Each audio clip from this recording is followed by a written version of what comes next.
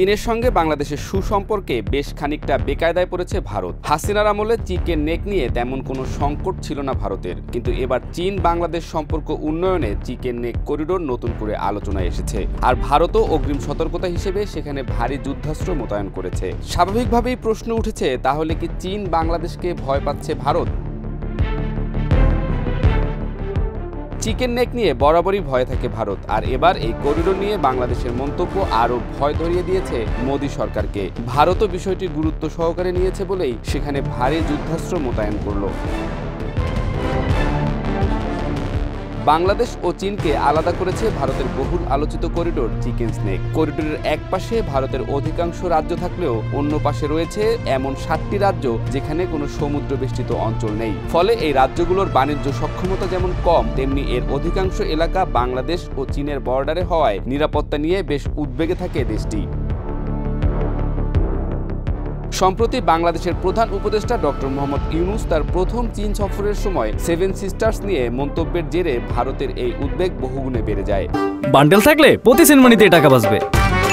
বিকাশ send money bundle কিনে জিতুন প্রতি লেনদেনে। এরই প্রেক্ষিতে চিকেন স্নেক করিডোর অঞ্চলে নিরাপত্তা বাড়াতে ভারী যুদ্ধাস্ত্র ও সেনা মোতায়েন করেছে দেশটি। এমন খবরই প্রকাশ করেছে খোদ ভারতীয় গণমাধ্যম ইন্ডিয়া টুডে।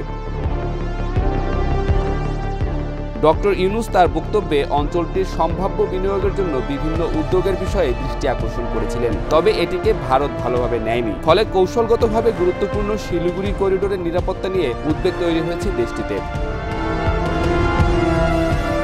প্রতিবেদনে বলা হয়েছে, পশ্চিমবঙ্গের এই সরু প্রসারিত করিডোর উত্তর পূর্ব রাজ্যগুলোকে ভারতের বাকি অংশের সাথে যুক্ত করেছে। এটি নেপাল, বাংলাদেশ, ভুটান এবং চীনের সীমান্তে অবস্থিত।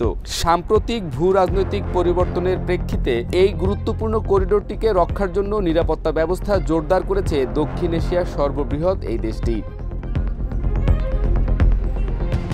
ভারতীয় সেনাবাহিনী শিলিগুড়ি করিডোরকে তার সবচেয়ে শক্তিশালী প্রতিরক্ষা লাইন হিসেবে বর্ণনা করেছে। উন্নত সামরিক প্রস্তুতির মাধ্যমে যে কোনো সম্ভাব্য হুমকি মোকাবেলা করা হবে বলে জানিয়েছে তারা। করিডোরের কাছে সুকনায় সদর দপ্তর অবস্থিত ত্রিশক্তি কর্পস এই অঞ্চলটিকে সুরক্ষিত করার ক্ষেত্রে গুরুত্বপূর্ণ ভূমিকা পালন করে। এই কর্পস রাফায়েল যুদ্ধবিমান, ব্রহ্মোস ক্ষেপণাস্ত্র এবং উন্নত বিমান প্রতিরক্ষা ব্যবস্থা সহ অত্যাধুনিক অস্ত্রশস্ত্রে সজ্জিত।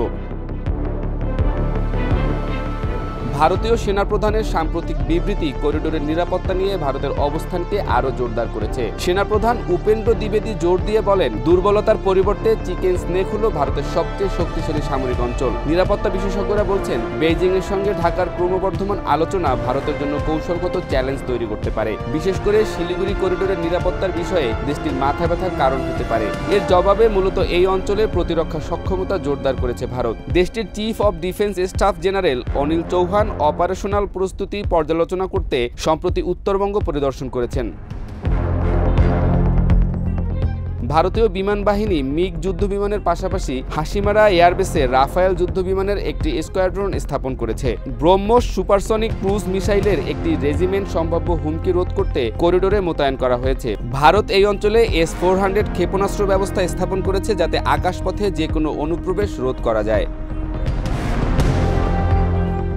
ভারত বলছে এগুলো নিরাপত্তার একটি অতিরিক্ত স্তর। কোনো ধরনের অনুপ্রবেশের বিরুদ্ধে আকাশসীমা সুরক্ষা নিশ্চিত করার জন্য এই সিস্টেম মোতায়েন রয়েছে অঞ্চলটিতে। ভারতীয় সংবাদ মাধ্যম বলছে, T-90 ট্যাঙ্কের সাথে লাইভ ফায়ার ড্রিল সহ অপারেশনাল প্রস্তুতি বাড়ানোর জন্য প্রায়শই যুদ্ধ অনুশীলন পরিচালনা করে থাকে সামরিক বাহিনী। তবে এবারের প্রেক্ষাপট কিছুটা ভিন্ন। চিকেন নেক নিয়ে বেশ খানিকটা ভয়ই রয়েছে ভারত, যে কারণে তার সুরক্ষা নিশ্চিত করতে সর্বোচ্চ গুরুত্ব দিচ্ছে মোদী সরকার আর সেনাপ্রধান উপেন্দ্র দ্বিবেদী।